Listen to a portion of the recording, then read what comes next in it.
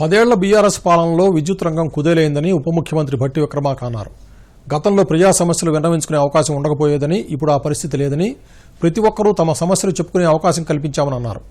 ఈ రోజు హైదరాబాద్లో నిర్వహించిన మీడియా సమావేశంలో భట్టి విక్రమార్క మాట్లాడుతూ వేసవిలో నీటి ఎద్దడి రాకుండా ముందస్తు చర్యలు తీసుకుంటామని చెప్పారు. గత ప్రభుత్వం విభజన చట్టంలోని హక్కులను తెచ్చుకోలేకపోయారని అన్నారు. కేంద్రం ఇచ్చిన నిధులను ఎక్కడ వినియోగించారో కూడా స్పష్టత లేదన్నారు.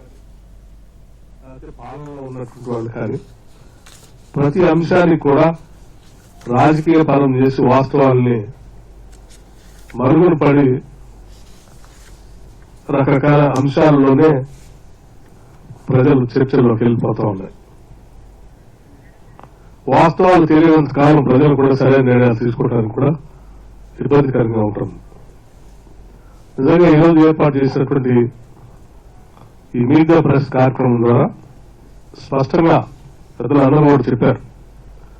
వాస్తవాల్ని రాజకీయాల సంబంధం లేకుండా వాస్తవాల్ని ప్రజలు చెప్పేటువంటి కార్యక్రమం చేయవలసిందిగా రాష్ట్ర ఉప ముఖ్యమంత్రిగా ఆర్థిక శాఖని, విద్యుత్ శాఖని, ప్రణాళిక శాఖని కూడా చూస్తున్నటువంటి వ్యక్తిగా వాస్తవాలు ప్రజలకు చెప్పాల్సిన బాధ్యత మీ పైన ఉంది.